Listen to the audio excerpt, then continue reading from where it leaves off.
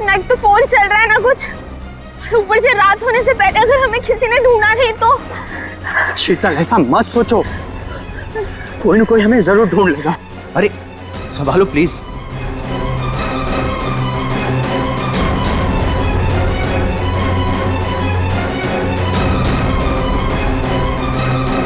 शीतल, शीतल, झील।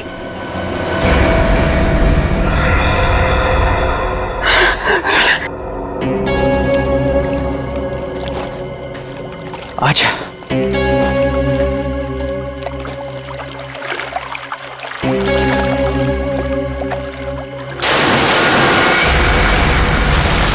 आवाज कैसी है?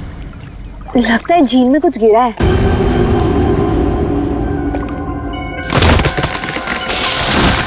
ये दूसरी आवाज कैसी है? ओह माय गॉड, इतने सारे पैसे। मानव, ये सारे तो 1000 रुपए के नोट है। पर ये आ कहां से रहे हैं? अरे छोड़ ना यार, जो भी लक्ष्मी आ रही है सब बटोर के रख ले, बैग में रख, बैग में।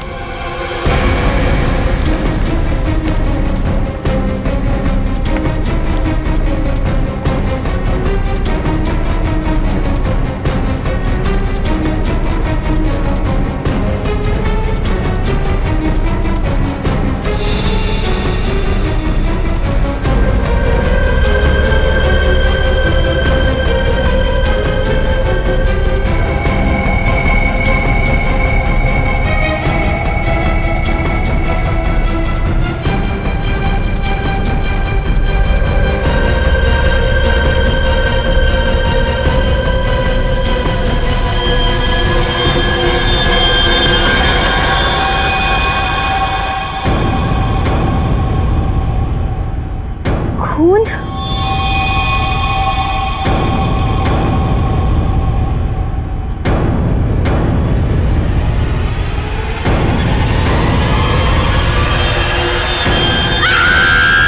शीतल, शीतल, क्या हुआ? शीतल, क्या हुआ? क्या हुआ?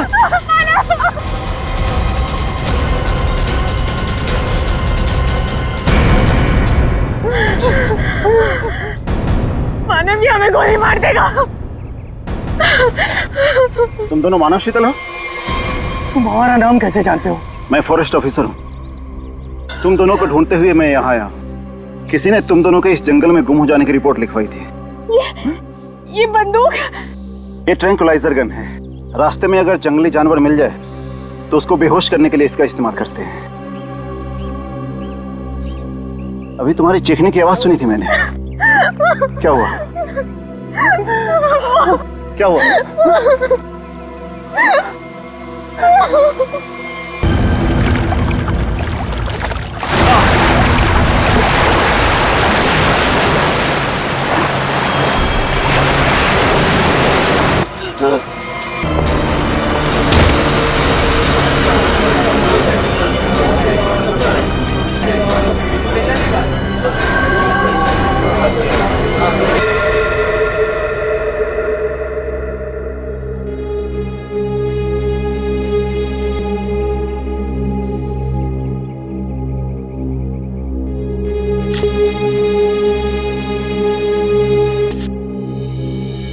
सर, इसके पास तो ये सैटेलाइट फोन है। Satellite phone? देखते हैं। लॉक्ड है नया फोन। ये कोई मामूली आदमी नहीं है। कोई मामूली आदमी ऐसा फोन लेकर तो नहीं घूमेगा। पूर्वी, काम करो, देखो और कोई आईडी मिलती है क्या। सर, हाँ, इस तरह से इस पेड़ की टहनियां टूटी है और लाश की जो हालत है, ऐसा लगता है कि लाश काफी ऊपर से नीचे गिरी है। ये बात तो है दया। सर, सर, हम लोगों ने भी ना बहुत जोरों की आवाज सुनी और जब हम लोगों ने यहाँ आके देखा तो ये बॉडी ना उधर पेड़ पे लटकी हुई थी।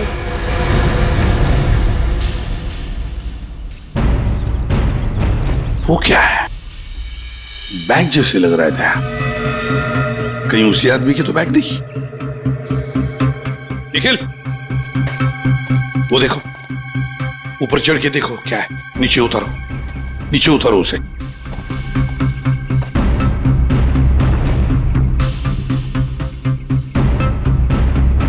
सर, यहाँ आसपास कोई बिल्डिंग तो है नहीं, तो क्या ये आदमी आसमान से टपका? तो कहीं ऐसा तो नहीं कि ये किसी हवाई जहाज से नीचे गिरा? लेकिन सर, ये एरिया तो नो फ्लाइंग जोन में आता है। इसके ऊपर से कोई कमर्शियल प्लेन्स पे नहीं उड़ते। हो सकता है कोई हेलीकॉप्टर गया हो ऊपर से, कोई आवाज सुनी चॉपर की? सर ये एड्रेस मिला है, नाम नहीं, जो इसने मोजे में छुपा के रखा था। है किसका ये? जरा पता लगाओ किसका एड्रेस है। सर, पूरा बैग खाली है सर। खाली बैग? हाँ सर। ये आदमी खाली बैग लेके क्यों घूम रहा था? हो सकता है इस बैग के अंदर जो कुछ भी था, जिसने भी इस आदमी को ऊपर से फेंका, वो लेकर गया हो। आसान के बोल, क्या पता चला? बॉस, हाँ। ये कोई मामूली आदमी नहीं है। जरा ये देखो। यार ये कोई सर्जरी का, ऑपरेशन का निशान लगता है। बिल्कुल बॉस, ये ऑपरेशन का ही निशान है। ये निशान देख करके मुझे लगा कोई ना कोई चक्कर है, और इसीलिए मैंने इसके चेहरे की अच्छी तरह से एनालिसिस की। तो इसका चेहरा कई बार बदला गया है boss. Plastic surgery? Plastic surgery. एक चीज और बताता हूं बॉस, यहां पर कुछ दिखाई दे रहा है?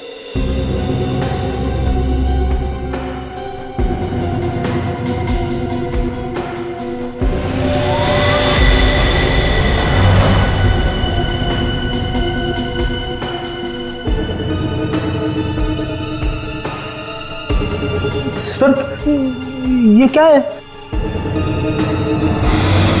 ये तो कोई सिंबल है, कोई निशान है। नस दबाने पर ही दिखता है। इसलिए हमें निशान वहां नहीं दिखा जहां पे लाश मिली थी।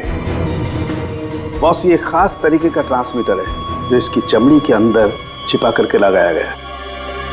कमाल है सर, ये आदमी बार बार अपनी शक्ल बदलता रहा, इसकी कलाई पे ये डिवाइस लगा है, और इसकी मौत ऊपर आसमान से गिरने से हुई है। अच्छी खासी पहली बना हुआ है। सर इस आदमी के पास हमने सैटेलाइट फोन को हम डिक्रिप्ट नहीं कर पाए, लेकिन इसके पास से जो कागज पर एड्रेस मिला था वो किसी विशाल नाम के आदमी का है। विशाल? है कौन ये विशाल? इस विशाल के घर जाकर ही पता करना पड़ेगा। सर, थोड़ी देर पहले एक न्यूज आ रही थी, मैंने रिकॉर्ड कर लिया। ये देखिए। आज की ब्रेकिंग न्यूज। आज सुबह एक छोटा प्राइवेट प्लेन दुर्घटनाग्रस्त होकर समुद्र में गिर गया।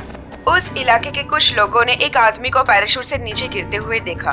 नौसेना उस विमान के बारे में पता लगाने की कोशिश कर रही है। प्लेन समंदर में क्रैश हुआ है और वो झील भी तो पास में ही है। हो सकता है ये आदमी भी उसी प्लेन में हो जिसका एक्सीडेंट हुआ है। किसी ने धक्का वक्का दे दिया हो प्लेन से। सर, जो आदमी प्लेन से कूदा था पैराशूट लेके, हो सकता है उसी ने इस आदमी को धक्का दिया हो प्लेन से। हो सकता है। किसी भी कीमत पे हमें उस आदमी के बारे में पता लगाना पड़ेगा जिसने ये धक्का दिया हो। सर, एक बार प्लेन का पता चल जाए तो आदमी का भी पता चल जाएगा।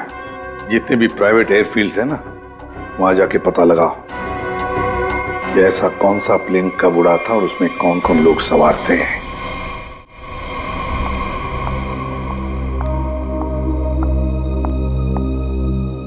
पेशेंट की तबीयत कैसी है? सर्जरी तो अच्छी से हो गई है, पेशेंट रिकवरी में है। ओके, और उनकी फैमिली? इसके वॉलेट से इसकी आईडी मिली थी। पेशेंट का नाम विशाल है। इसके घर पर मैंने फोन भी किया था, लेकिन किसी ने उठाया नहीं। आंसरिंग मशीन में मैंने मैसेज छोड़ दिया है कि विशाल हमारे हॉस्पिटल में एडमिट है। डॉक्टर अनिल कहाँ है? उनको बुलाइए, मुझे पेशेंट के बारे में कुछ जरूरी बात करनी है। Okay madam. ये तो अच्छा, उसकी टेलीफोन मशीन से हमें ये पता चल गया कि वो इस हॉस्पिटल में है। सर, विशाल जरूर उस आदमी को जानता होगा जिसकी लाश हमें जंगल में मिली थी। Excuse me nurse. यस, हम सीआईडी से। ओके। ये विशाल नाम का पेशेंट का है। आइए मेरे साथ। अरे ये कैसे निकल गया? यहाँ पे कोई और भी था क्या? एक लेडी डॉक्टर थी, लेकिन मैंने उन्हें पहले कभी यहाँ नहीं देखा। किसी और डॉक्टर को बुलाइए जल्दी।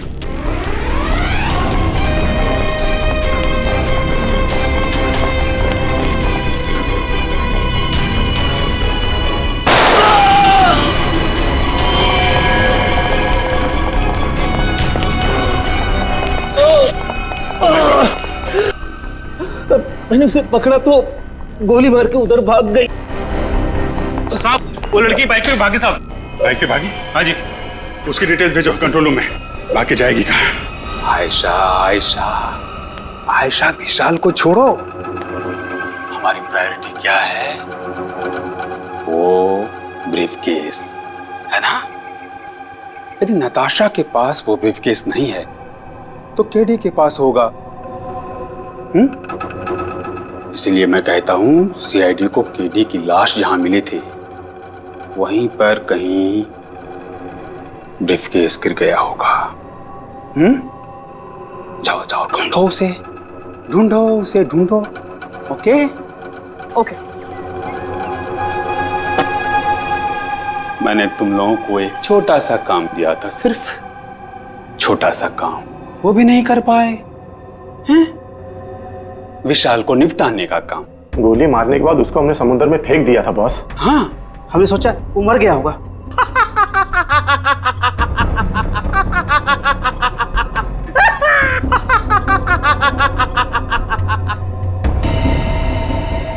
विशाल, जिस आदमी को प्लेन में से फेंका गया था तुम उसे कैसे जानते हो? सर मैं उसे नहीं जानता। सर मेरी मंगेतर नताशा एक इन्वेस्टिगेटिव जर्नलिस्ट है। सर पिछले कुछ सालों से अलग अलग इलाकों से एक ही उम्र की लड़कियां गायब हो रही थी। वो उसी के बारे में इन्वेस्टिगेट कर रही थी। सर उसको पता चला था कि कोई चाकू टाकू गैंग है जो इसके पीछे इन्वॉल्व है। चाकू टाकू? सर ये गैंग बहुत चुपकर चलाया जा रहा था। इसके बारे में किसी को कुछ नहीं पता था। ओह, तो उस आदमी की कलाई पे जो निशान था सर, वो शायद इसी गैंग की पहचान है। फिर? सर कुछ दिन पहले मैंने देखा कि नताशा बहुत खुश नजर आ रही है, तो मैंने उससे पूछा उसकी वजह क्या है। उसने मुझे बताया कि उसके हाथ बहुत जल्द कोई तगड़ा सबूत लगने वाला है। कैसा सबूत? सर वो तो मैं नहीं जानता सर, लेकिन कल उसका मैसेज आया कि कोई उसका बैग है जो घर पे रह गया है और मैं उस तक पहुंचा दूं। तो सर जब मैं वो बैग लेके उसका इंतजार कर रहा था तब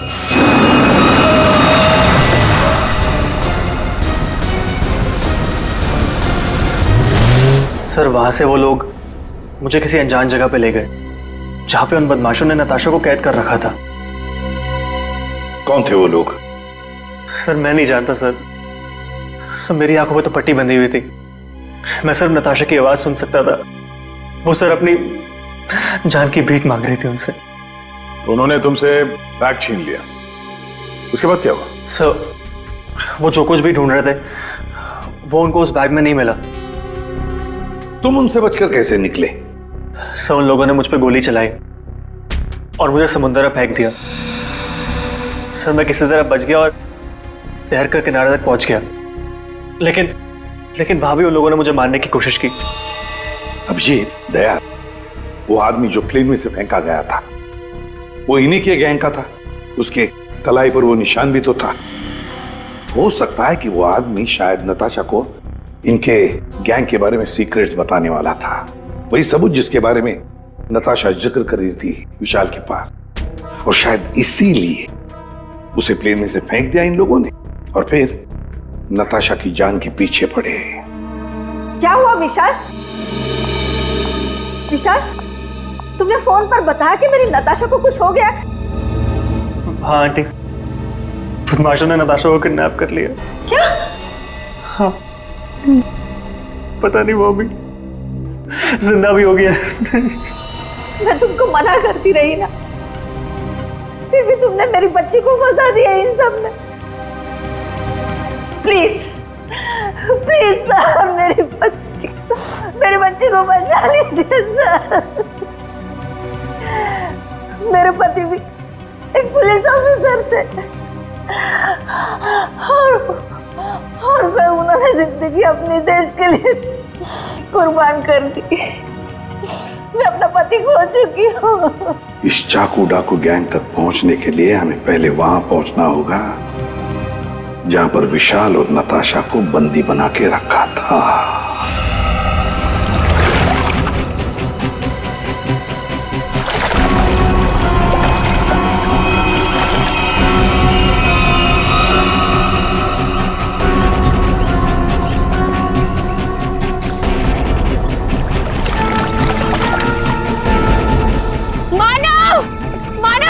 मुझे बहुत घबराहट हो रही है। चलते हैं ना मानव। शीतल, रुक जा। पैसे वाला बैग इसी झील में गिरा हुआ है, हम लोग माला माल हो जाएंगे। मानव, जितने पैसे मिले उतने काफी है ना। प्लीज यहाँ से चलो, इतना लालच सही नहीं है। 5 मिनट रुक जा।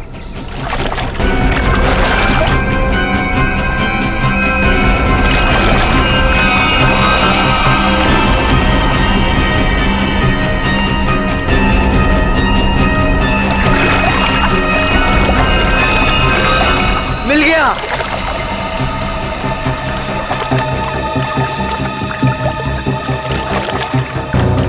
मानव, मुझे ना बहुत घबराहट हो रही है। तुम काम करो प्लीज, ये बैग ना वापस झील में फेंक दो प्लीज। कैसी बात कर रही हो शीतल? अरे ऊपर मारा छप्पर फाड़ कर दे रहा है। ले लो दोनों हाथों से। लो, पकड़ो इसे, पकड़ो इसे, खोलते हैं।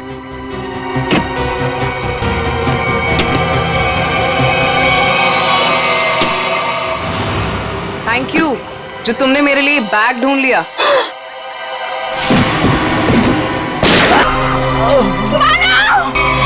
प्लीज प्लीज मुझे छोड़ दो, मैंने कुछ नहीं किया। मुझे मत मारो। सर, मैं इस मामले में आप लोगों की कोई मदद नहीं कर सकता, क्योंकि पिछले कई दिनों से हमारी एक भी प्लेन किराए पे नहीं गई। झूठ बोल रहे हो तुम। एयर ट्रैफिक कंट्रोल से हमने सब कुछ पता कर लिया है, समझे? उनके रडार में साफ देखा गया है, कल यहाँ से एक प्लेन उड़ा था। जो एयरक्राफ्ट समंदर में गिरा है वो सेस्ना एयरक्राफ्ट है, जो सिर्फ तुम्हारी कंपनी किराए पे देती है। देखिए सर, आप लोग क्या कह रहे हैं मुझे कुछ पता नहीं सर, मेरा यकीन कीजिए सर। तो हमारे पास और भी तरीके हैं तुम्हें समझाने के, तुम्हारा मुंह खुलवाने के। एक बात अच्छी तरह से याद रखना, ये खून का मामला है, समझे? बताओ जल्दी। सर मेरी कोई गलती नहीं है, मैं सब कुछ सच सच बताता हूँ सर। सर एक आदमी आया था सर, उसे पुरानी सीजनल प्लेन किराए पे चाहिए थी सर, और सर वो इतने ज़्यादा पैसे देने को तैयार था कि सर मैं मना नहीं कर पाया, और बिना कोई ज़रूरी जांच के और बिना किसी पेपर्स के मैंने उसे प्लेन किराए पे दे दिया सर। उस आदमी को देखा है ना तुमने? हाँ? कैसा दिखता है वो? सर लगभग 5 फीट 10 इंच था सर उसका हाइट सर, गोरा था सर, और सर पतला था और हल्की दाढ़ी थी सर उसकी, और सर उसके साथ एक आदमी और था सर। ये दूसरा आदमी जरूर वही आदमी होगा सर, जिसने उसे प्लेन से धक्का दिया था। अब प्लेन क्रैश में बच के भाग निकला वो तो मर चुका, जिसने तुम्हें पैसे दिए थे। वो दूसरा आदमी है ना, उसका स्केच बनवाओ हमारे लिए।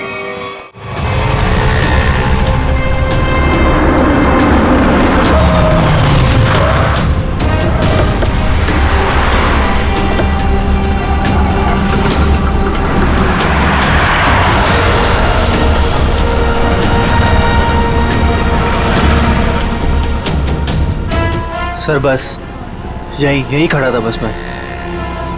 यहीं पर?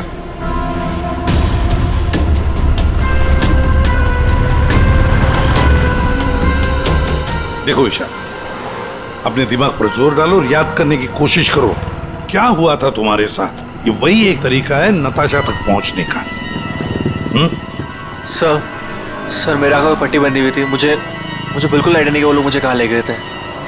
ठीक है, गाड़ी में बैठ।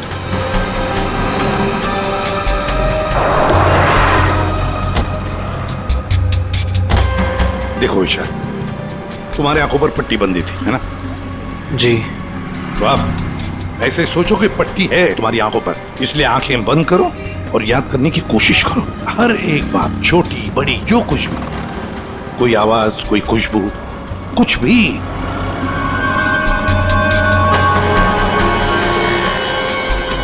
सर याद आया, जब मुझे गाड़ी में बिठाया उसके बाद गाड़ी बहुत देर तक सीधी चल रही थी, गाड़ी कहीं भी नहीं मुड़ी थी।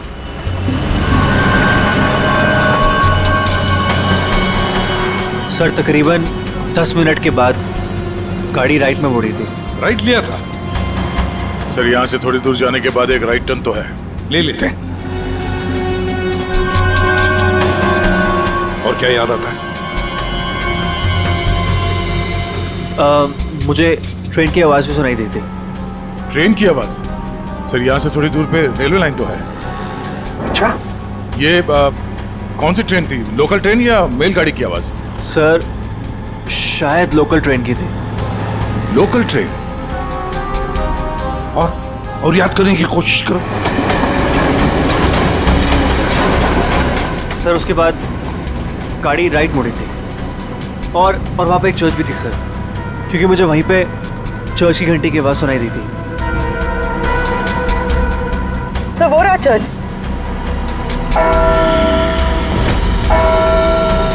सर उसके बाद गाड़ी ने लेफ्ट टर्न लिया था और थोड़ी देर गाड़ी चल रही थी। अच्छा, कितनी देर तक लगभग? सर ये तो नहीं पता है कितनी देर गाड़ी चल रही थी, लेकिन हाँ जब गाड़ी रुकी तो उस वक्त रेडियो पे एक गाना चल रहा था, बल्ले बल्ले, और 99.9 FM पे सर। पूरी जरा फोन करो रेडियो स्टेशन पे 99.9 पे। सर और उसके बाद गाड़ी रोक दी गई और मुझे बाहर निकाल के किसी मकान के अंदर ले जाया गया। तुम्हें किडनैप कितने बजे किया गया था? सर मैंने उस वक्त अपनी घड़ी देखी थी, तकरीबन 6:30 बजे थे। Okay thank you sir. Sir गाना 7:15 में चला गया। 7:15 बजे गाना बजा। दया 6:30 बजे इसका किडनैप हुआ। 7 बजे इसने चर्च की बेल सुनी और 7:15 बजे इसने 99.9 FM पर गाना सुना, बल्ले बल्ले।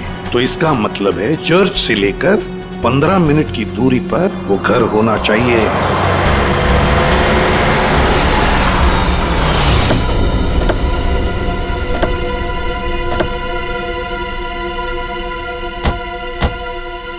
दया, रास्ता तो बंद है, खत्म हो गया रास्ता।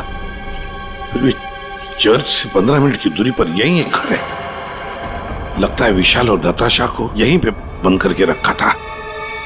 चलो अंदर घुस के देखते हैं।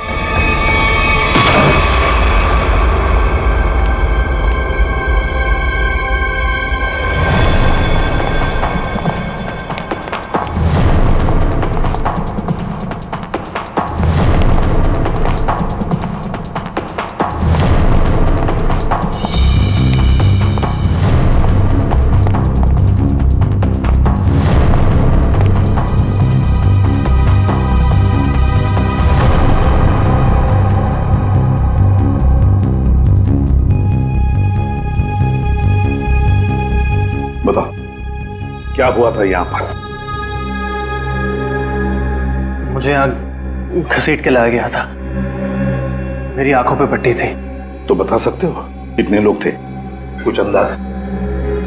मुझे तकरीबन 3 लोगों की आवाज सुनाई दी थी। अच्छा। और उसमें से 2 आदमी थे और एक लड़की। 2 आदमी, उनके साथ एक लड़की भी थी? जी। उसी ने कहा था कि इसको गोली मार दो। फिर मैंने किसी के कदमों की आवाज सुनी मेरी तरफ आते हुए, और फिर गोली की आवाज आई और अचानक मेरी जांघों में आग लग गई। गोली मेरी जांघ में घुस गई थी।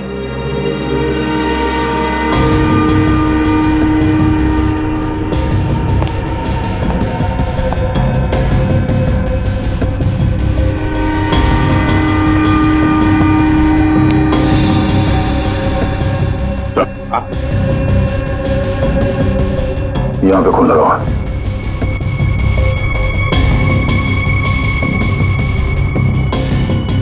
और तो आसपास कहीं कुछ दिख नहीं रहा सर। विशाल, जब तुम्हें वो यहाँ पे ले आ रहे थे तब सर तो कोई आ रहा है।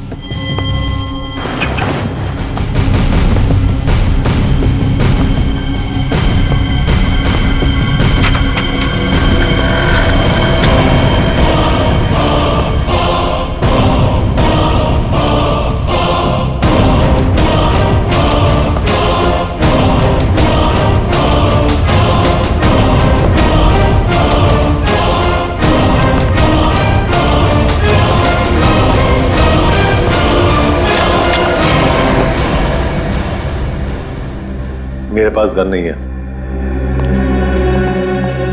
गन नहीं है तो फिर यहां क्या करने आए हो? किसी को ढूंढ रहा हूं।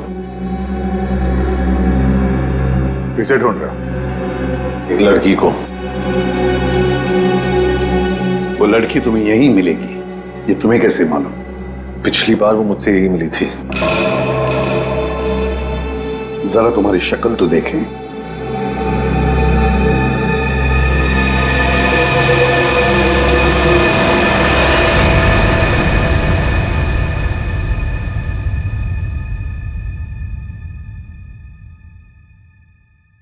तेरा हाथ दिखा।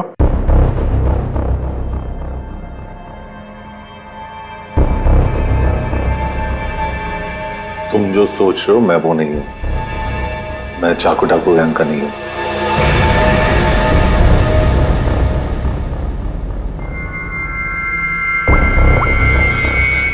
इसे जानते हो? ये तो बीकू लोमड़ी है। जानता है? सुपारी लेता है, खून करता है।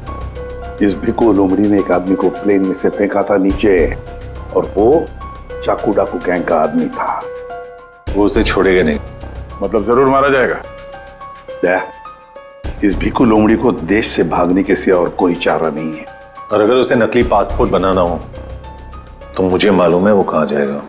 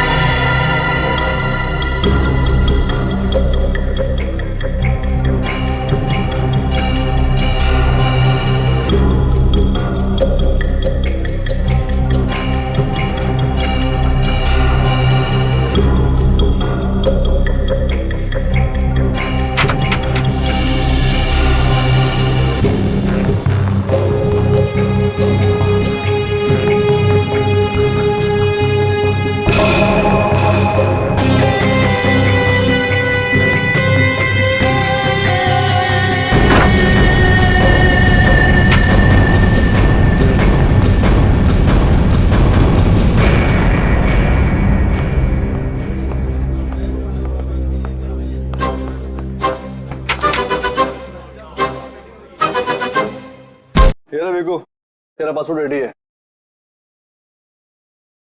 तू इधर क्यों है? देख, मैं तेरी कोई मदद नहीं कर सकता। जिसको तू ढूंढ रहा है ना, उसके बारे में मुझे कुछ नहीं मालूम। समझा क्या? वो छोड़, चाकू डाकू गैंग के बारे में मालूम है? तू ऐसे नहीं मानेगा। तू गोली ही खा ले।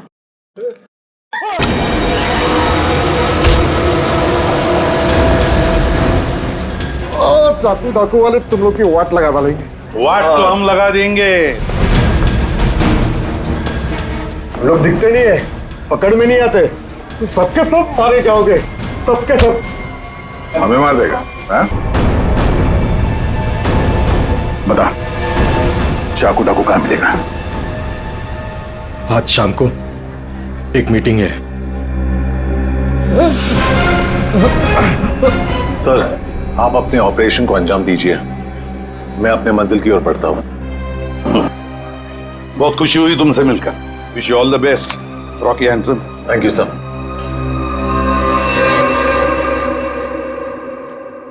बॉस ब्रीफकेस मिल गया सर। और वो दो लोग जो थे ना, उनको भी खत्म कर दिया मैंने। इस ब्रीफकेस में जो कुछ भी है उसे किसने किसने देखा है? अब सिर्फ मैंने।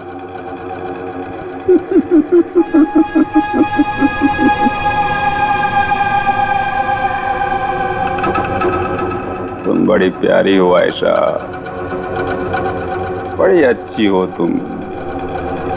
लेकिन क्या करें, इस ब्रीफकेस में जो कुछ भी है उसे देखने के बाद कोई जिंदा नहीं रह सकता, समझे? बॉस, पर मैंने इस ग्रुप के लिए कितना सब कुछ किया है बॉस। प्लीज। आयशा, हमारे ग्रुप का हेड कौन है ये मेरे सिवाय कोई नहीं जान सकता। नहीं बॉस प्लीज, नहीं boss please, please boss please, please मेरी बात सुनिए बॉस, बॉस नहीं, बॉस।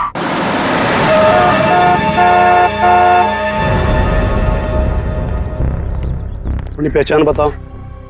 मैं मेंबर नहीं हूं, लेकिन बॉस ने मुझे मीटिंग में बुलाया।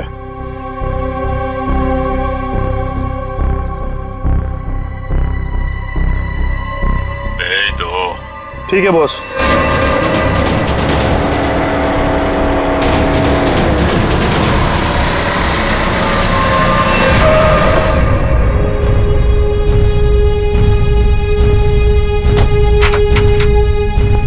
आओ बिकू, आओ। शाबाश, तुम्हारी इतनी हिम्मत कि तुम वापस यहाँ आ गए। मेरा काम था तुम्हारे ग्रुप में छुपे हुए उस गद्दार को मारना, जो रिपोर्टर नताशा को ग्रुप के बारे में सब कुछ बताने वाला था, और मैंने वो किया। हाँ, पूरा कर दिया। लेकिन मैंने तो आपको ये कहा था कि हमारे काम की कानो कान खबर नहीं होनी चाहिए। लेकिन तुम्हारी बेवकूफी की वजह से केटी की लाश सीआईडी को मिली लाश, और वो सीआईडी हमारे ठिकाने का पता ढूंढ रही है।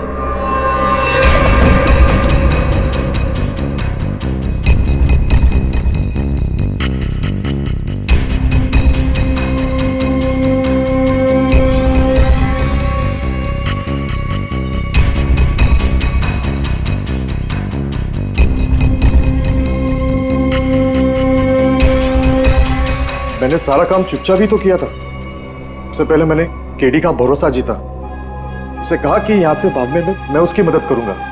बड़ा ही शातिर खिलाड़ी था केडी तुम्हारी गैंग का। अरे बड़ी मुश्किल से मैंने उसे प्लेन से बाहर फेंका, जानते हो? और तुमने ब्रीफकेस भी बाहर फेंक दिया। भला हो आयशा का कि ब्रीफकेस लेकर वापस आई। सजा तो मिलेगी इस गलती की, सजाए मौत।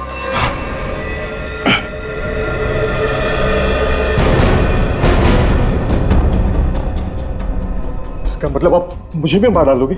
हमारे ग्रुप की खासियत है कि हम अपना काम साए में करते हैं, किसी को दिखा के नहीं करते। और तुम्हारी बेवकूफी की वजह से आज पूरी दुनिया को हमारे काम के बारे में, हमारे बारे में पता चल चुका है। तुम्हें सजा तो मिलेगी, सजा है मौत।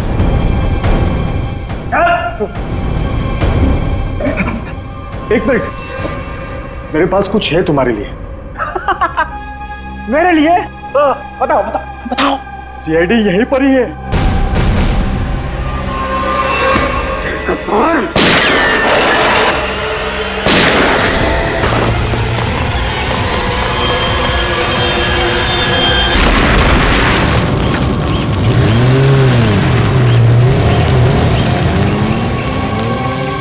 सब कुछ खा हो गया था। देखो, बताओ हमें, तुम्हारी गैंग का लीडर कौन है? मर जाएंगे।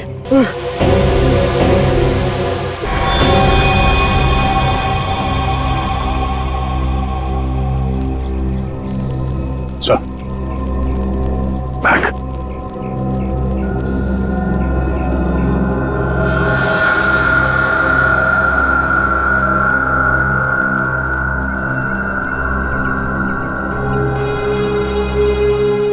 माय गॉड, तो ये है चाकू डाकू गैंग का लीडर। दया, अभिजीत को इन्फॉर्म करो जल्दी।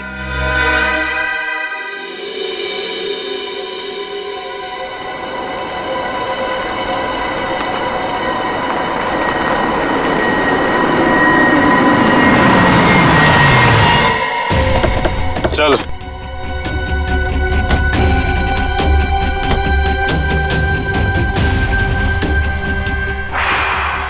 ये कहाँ आ गए अब क्या करने वाले हो तुम लोग मेरे साथ?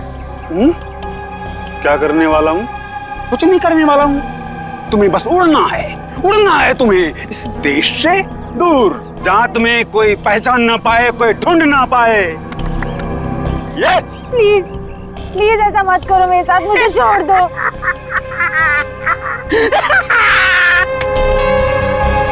तुम्हारी गलती है। किसने कहा था तुम्हें ना घुसरने को हमारे धंधे में? मैंने कहा था, इसने कहा था, किसने नहीं कहा था? आखिर क्यों घुसड़ी अपनी नाक हमारे धंधे में? और हमने तुम्हें मारा नहीं। क्यों क्यों नहीं मारा मुझे? इसलिए नहीं मारा तुम्हें कि मुझे छोड़ दो, प्लीज छोड़ दो मुझे, प्लीज।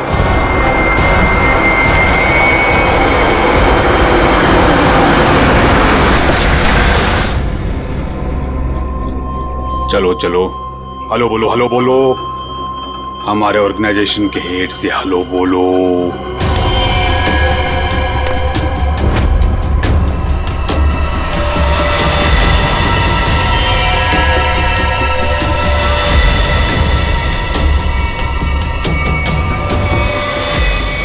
मम्मा, मम्मा आप इस गैंग की हेड है?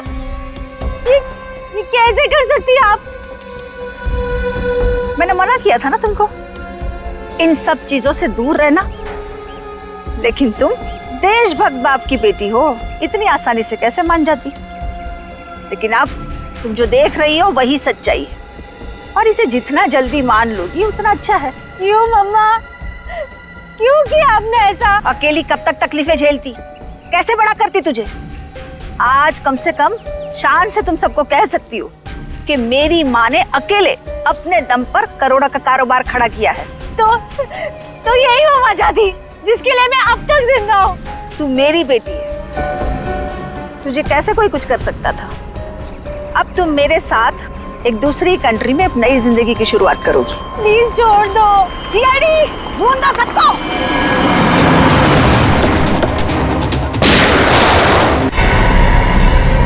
वरना इसे उड़ा दूंगी। ये कुछ नहीं करेगी। चुप रह।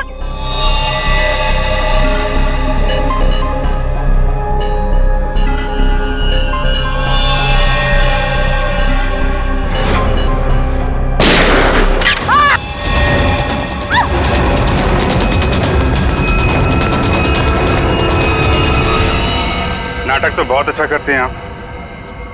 अब जरा इनके नाटक से पर्दा गिरा दो।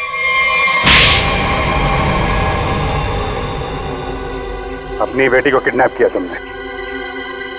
बिजनेस में कोई रिश्ता नहीं होता है। कमाल है।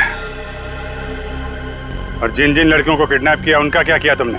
नर्क में जी रही थी सबको जन्नत पहुंचाया मैंने। अब जन्नत वाले खुश, वो खुश और मैं भी खुश। इतने लोगों को खुशियां देना गलत कैसे हो सकता है? हजारों मासूम लड़कियों की जिंदगी तबाह की है तुमने। और न जाने कितने मासूम लोगों को मरवा दिया। तुमने जो कुछ भी किया है, कानून उसकी कड़ी से कड़ी सजा देगा।